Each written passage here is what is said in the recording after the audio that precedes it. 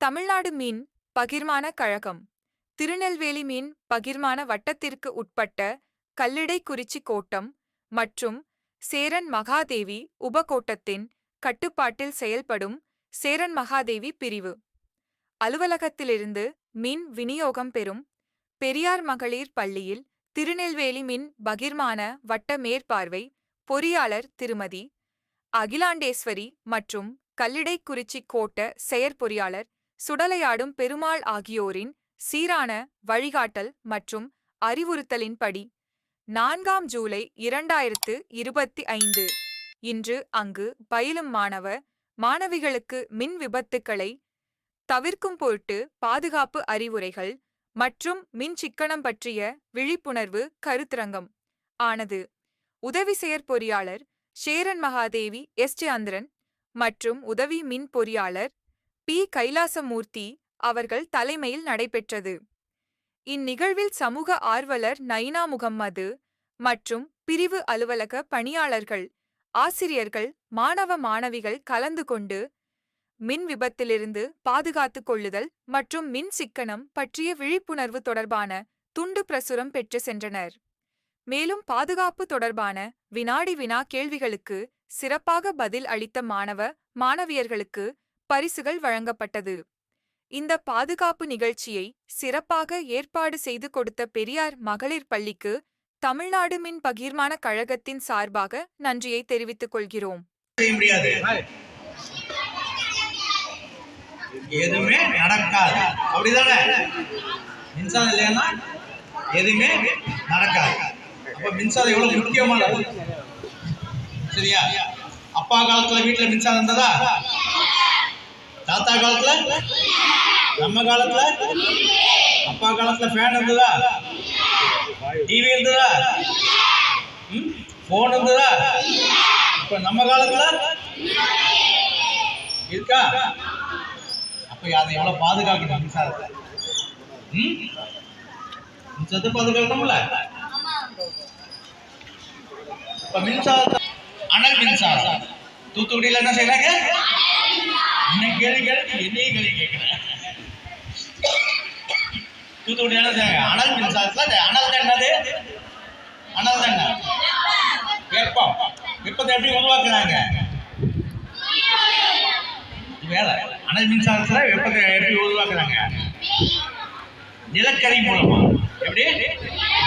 நிலக்கரி மூலமா மின்சாரத்தை உற்பத்தி பண்றாங்க, சரிங்களா? அப்ப எது மூலியமா இருக்கு? அனல் மின்சாரம், அணு மின்சாரம், நீர் மின்சாரம், காற்று, சூரிய ஒளி, வேற என்ன? டீசல் மூலியமா உற்பத்தி பண்றாங்க மின்சாரத்தை, சரியா? இத்தனை வகையில மின்சாரத்தை பண்றாங்க, சரியா? சேரன் மகாதேவி உதவி மீன் பொறியாளர் அருமை மாமா கைலாசமூர்த்தி மாமா அவர்கள் இன்று நம் பள்ளிக்கு ஈடி சார் அவர்களையும் கூப்பிட்டு வந்து நம் மாணவிகளிடையே கரண்ட் சம்பந்தப்பட்ட பற்றி விழிப்புணர்வு ஏற்படுத்த வந்திருக்கிறார்கள். இந்த நேரத்தில் அவர்களுக்கு எங்களது பள்ளியின் சார்பாக நன்றியினை தெரிவித்துக் கொள்கிறோம் சார். தலைமை ஆசிரியர் கொஞ்சம் அவசர வேலை இருக்கிறதுனால் வெளியே மீட்டிங் சென்று விட்டார்கள். ஆகையால் உதவி தலைமை ஆசிரியர் அவர்கள் மெர்சி மேடம் அவர்கள் தலைமை தாங்கி இதை ஏற்றுக்கொண்டு இருக்கிறார்கள். மேடம் அவர்கள் பேசுவார்.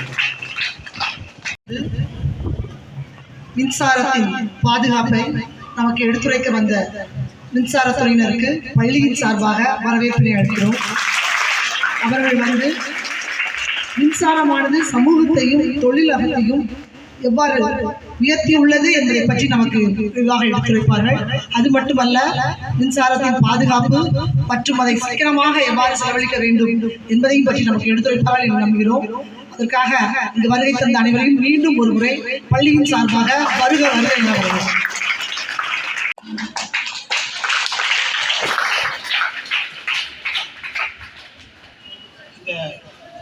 இந்த கூட்டத்திற்கு தலைமை தாங்கியுள்ள உதவி தலைமை ஆசிரியர் பள்ளி நிர்வாகம் அவர்களுக்கும் ஏனைய ஆசிரியர்களுக்கும் சமூக ஆர்வலர் அவர்களுக்கும் பள்ளி மாணவ செல்வங்கள் அனைவருக்கும் என் முதற்கண் மின்வாரிய ஊழியர்கள் மற்றும் பொதுமக்கள் அனைவருக்கும் என்னுடைய முதற்கண் மாலை வணக்கத்தை தெரிவித்துக் கொள்கிறேன்.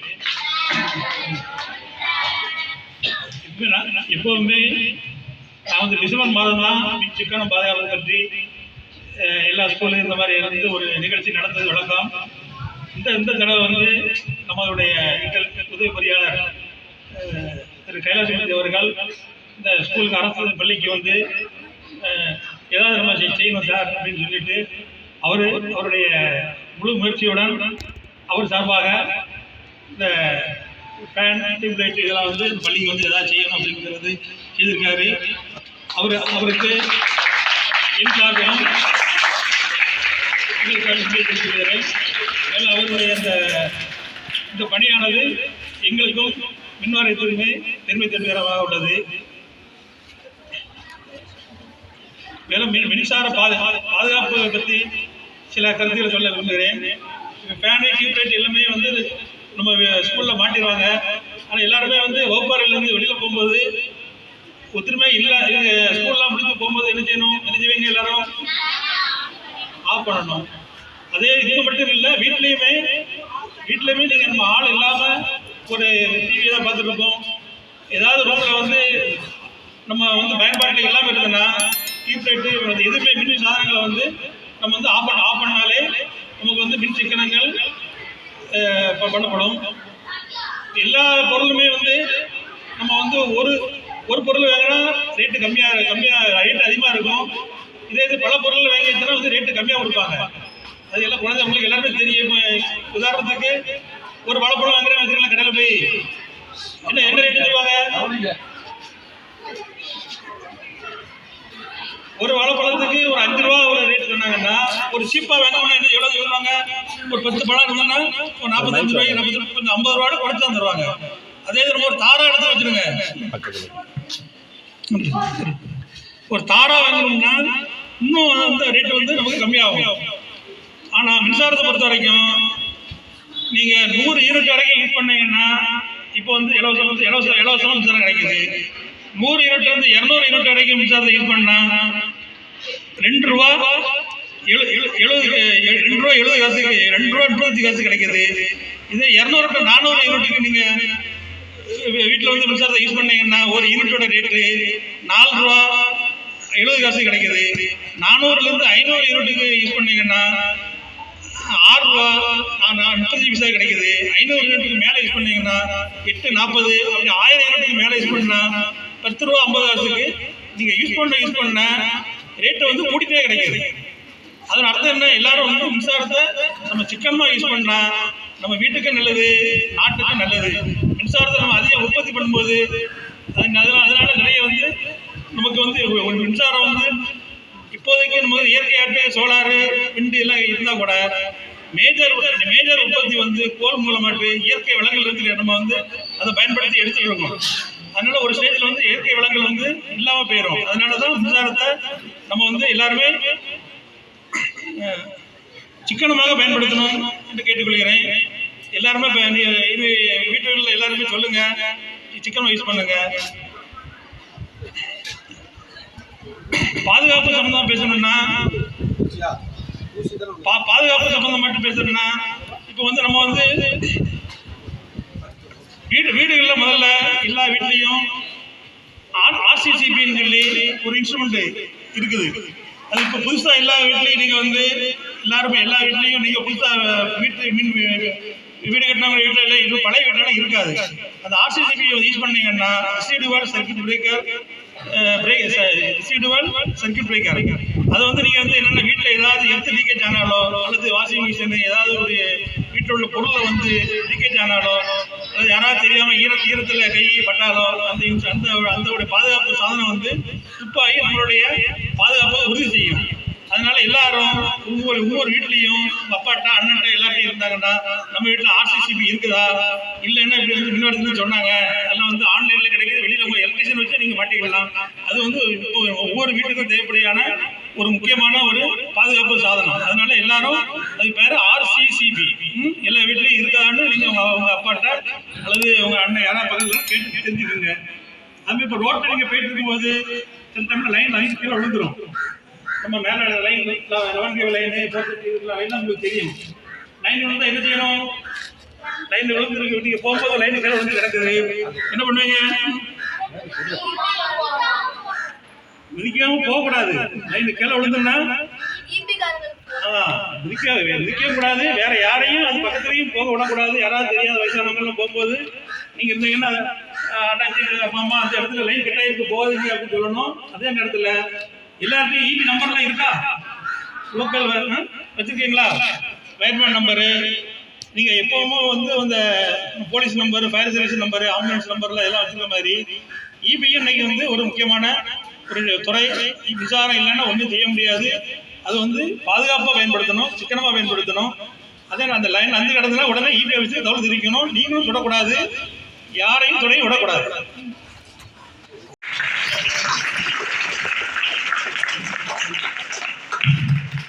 போன வீட்டுக்கு போன என்ன செய்யறோம்?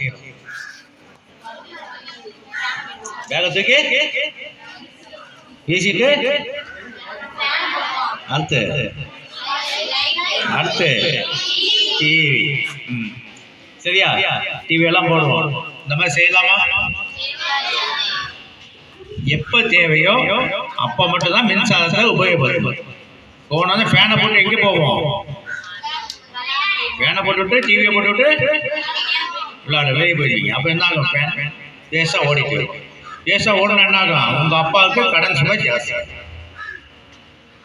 உண்மைதான், கரண்ட் பில் கட்டணும்ல, சும்மா ஓசியில் வரல. நான் சொன்னேன்ல, 100 யூனிட் மேலே போனால் இவ்வளோ அமௌண்ட்டு, 300 யூனிட் போனால் இவ்வளோ அமௌண்ட் ஜாஸ்தியாகிட்டே இருக்கு. சரியா? அப்போ என்ன செய்யக்கூடாது? போனோன்னா ஃபேனை போட்டு வெளியே ஓடிடக்கூடாது. ஃபேன் தேவைப்படும்போது போடணும், டிவி பார்க்கும்போது போடணும். டிவி ஓடிட்டு இருக்கும்போது நீங்கள் வந்து வெளியே போகக்கூடாது. ஆஃப் பண்ணிட்டு வெளியே போகணும். சரியா? இப்போ நான் சொல்கிறது வந்து கொஸ்டின் கேட்பாங்க. சரியா? சரி, குளிச்சுட்டு உடனே வந்து என்ன செய்யக்கூடாது? ஃபேனை போடக்கூடாதா? சுவிட்சில் கை வைக்கக்கூடாதா? சுவிட்சில் கை வைக்கக்கூடாது. ஏன்? ஈரமாக இருக்கும், சாக்கடை. சரியா? மின்னி எல்லாம் நம்ம வீட்டில் என்ன பல்பு இருக்குது? மண்ணெண்ண பல்பு இருக்கா? குண்டு பல்பு போட்டுருந்தோம்ல, அதுக்குள்ள எரியும்ல. இப்போ என்ன பல்பு இருக்கு? டியூப் லைட்டாக இருக்கு. அது என்ன டியூப் லைட்? முதல்ல டியூப் லைட் இருக்குது, இப்போ என்ன டியூப் லைட் இருக்கு? இப்போ என்ன செய்யணும்? இதெல்லாம் வந்து கரண்ட் ஜாஸ்தியாக உபயோகிக்கக்கூடியது. எல்இடி வந்து கரண்டை வந்து கம்மியாக உபயோகிக்கக்கூடியது. சரியா? அப்போ என்ன, வீட்டில் என்ன பல்பு இருக்கக்கூடாது? குண்டு பல்போ, இந்த டியூப் பெரிய டியூப் லைட்டோ இது எல்இடி பல்பு தான் இருக்கணும். சரியா? வீட்டில் உபயோகிக்கக்கூடிய பொருள் என்ன பொருள்? ஸ்டார் போடுவாங்களே, 3 ஸ்டார் 5 ஸ்டார், டிவியில் விளம்பரம் பார்க்கும்போது பார்த்து கேட்டுருக்கீங்களா? அது என்ன குறியீடும்பாங்க? மின் சாதன குறியீடும்பாங்க. இப்போ அயன் பாக்ஸ் வாங்கினா 3 star 5 star 4 star, washing machine, fridge எல்லாத்துக்குமே இருக்கும். எந்த ஸ்டாரை யூஸ் பண்ணலாம்? 5 ஸ்டார். என்ன சாப்பிட்டீங்க? 5 ஸ்டார் சாக்லேட் சாப்பிட்டீங்க. அதனால என்ன செய்யணும்? 5 ஸ்டாருடைய பொருளை தான் யூஸ் பண்ணணும். ஓகேவா? அப்போ அந்த குறியீடு, அந்த இதில் என்ன கொடுப்பாங்க? குறியீடு கொடுப்பாங்க, 5 ஸ்டார் கொடுப்பாங்க. அந்த குறியீடு யூஸ் பண்ணிங்கன்னா மின்சாரம் சிக்கனமாகும். எஃபிஷியன்சி, அதாவது என்னன்னா, நம்ம ஓடணும், எவ்வளோ தூரம் ஓட முடியும்? நம்மளால ஒரு 100 மீட்டர் ஓட முடியும் வச்சுக்கோங்க. நல்ல திறமை இருந்தால் நம்ம எவ்வளோ தூரம் ஓடலாம்? 200 மீட்டர் ஓடலாமா? இப்போ பொருளுடைய உழைப்பும் ஜாஸ்தியாக, மின்சாரமும் சிக்கனமாகும். அப்போ வந்து அந்த பெரியார் ஸ்கூலில் வந்து 10 பேனுக்கு கொடுக்க போகிறோம் மாமா அப்படின்னு சொன்னார். நான் சொன்னேன், 2மே உங்களுக்கு கண்கள், இரு கண்கள். அந்த ஸ்கூலுக்கு ஒரு கண்ணுன்னா அந்த ஸ்கூல் ஒரு கண்ணு அப்படின்னு சொல்லி சார்கிட்ட ஒரு கோரிக்கை வச்சேன். கோரிக்கை வச்சது விளைவு என்ன ஆச்சுன்னு கேட்டால் 5 ஃபேன் கொடுத்துருக்காங்க சார். ஒரு 5 ட்ரீட்மெண்ட் சென்டர் கொடுத்துருக்குறாங்க. சார் வந்து எப்போதுமே உதவி செய்யக்கூடிய வாழ்க்கை. எது போய் உதவி கேட்டாலும் சரி, கண்டிப்பாக வந்து இல்லைன்னே மறுக்க மாட்டார். அவருடைய ஹேபிட் அப்படி. இந்த நேரத்தில் அவர்களுக்கு பள்ளியின் சார்பாகவும், தலைமை மற்றும் ஆசிரியர் சார்பாகவும், மாணவர்களின் சார்பாகவும், பெற்றோர் ஆசிரியர் கழகத்தின் சார்பாகவும் பள்ளி மேலாண்மை குழு சார்பாகவும் அவர்களுக்கு மிகுந்த கரவொலி மூலியமாக நன்றியை தெரிவித்துள்ளது. பணியாளர் அவர்களுக்கு நமது பெற்றோர் ஆசிரியர் கழக தலைவர் அவர்கள் பள்ளியின் சார்பாக கொண்டாடி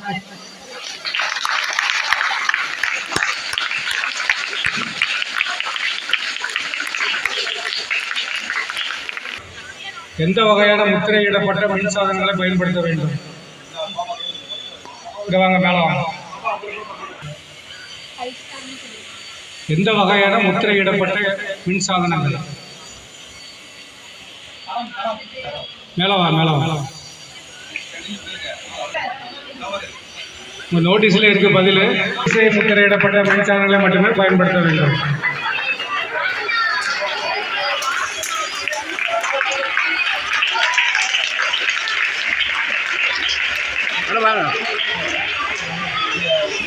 பாருங்க அமைதியா இருங்க. அடுத்த கேள்வி ரெடியா இருக்கு. LED correct answer. அமைதியா இருங்க, அப்பதான் கேள்வி புரியும். அமைதியா இருங்க.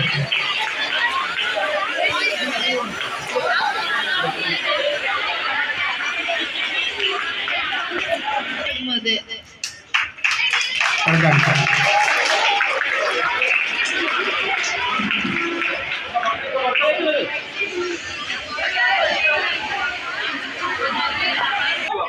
மேல வா.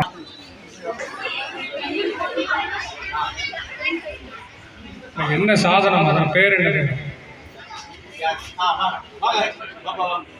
நோட்டீஸ்ல இருக்கு, எல்லா பதிலும் நோட்டீஸ்ல இருக்கு. நல்லா படிங்க. ஐட்டம் முதல்ல கொடுத்து உங்களுக்கு.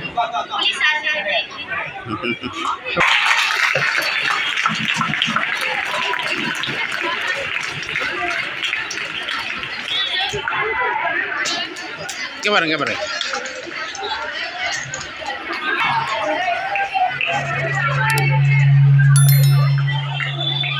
அந்த நம்பர் யாருக்கும் தெரியுமா? Complaint number, EB complaint number. எல்லாம் பார்க்க வாங்க. மின்னகம் நம்பர்.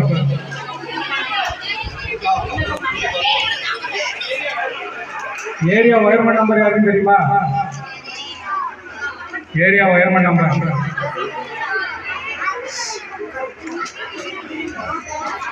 AI number.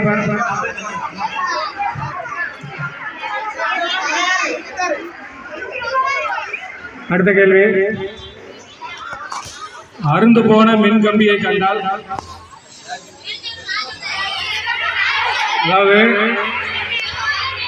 குறிச்சுக்கோங்க எல்லாரும். தமிழ்நாடு ஃபுல்லாக அதே நம்பர் தான். 94 987 94 987. சரியா? நீங்கள் எந்த ஒரு கம்ப்ளைண்ட், இபி சம்மந்தமாக எந்த ஒரு கம்ப்ளைண்ட் இருந்தாலும் அந்த நம்பர் ஃபோன் பண்ணி சொல்லலாம். அருந்து போன மின் கம்பியை கண்டால் என்ன செய்ய வேண்டும்? இடம் ஒரு ஆள் மேலாம். ஐயோ, பக்கத்துல யாரையும் வரவிடக்கூடாது. இன்ஃபார்ம் பண்ணுங்க. பக்கத்து வீட்டில் எல்லாத்தையுமே சொல்லணும். இபிக்கு மொயினா சொல்லணும். Very good.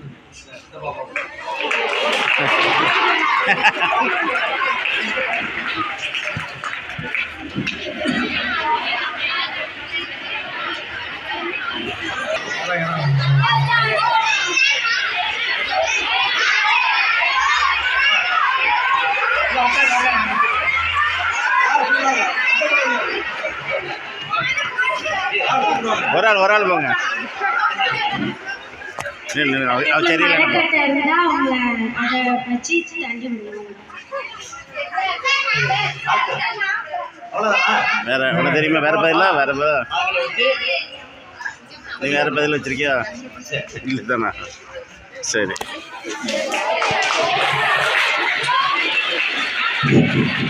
பாப்பா அந்த மாதிரி மாயக்கடையை வெட்டியெல்லாம் தள்ளது வந்து ஆபத்து. சரிங்களா? மெயின் ஆஃப் பண்ணணும். 90 987 90 987 94 987 வெரி குட். Very good.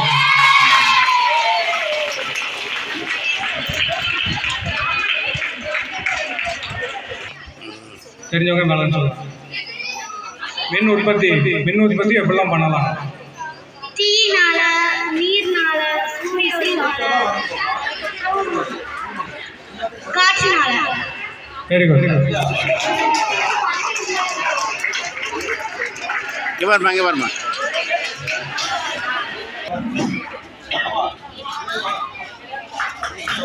இங்கே பாருங்க, இங்கே பாருங்க.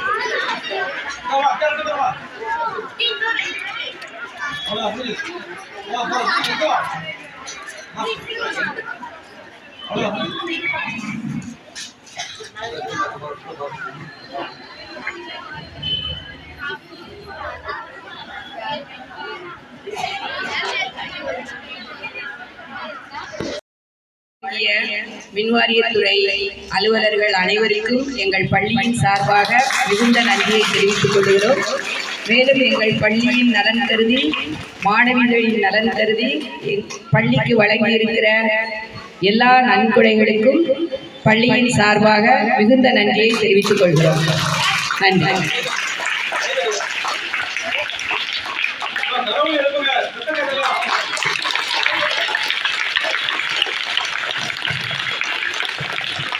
Thank you.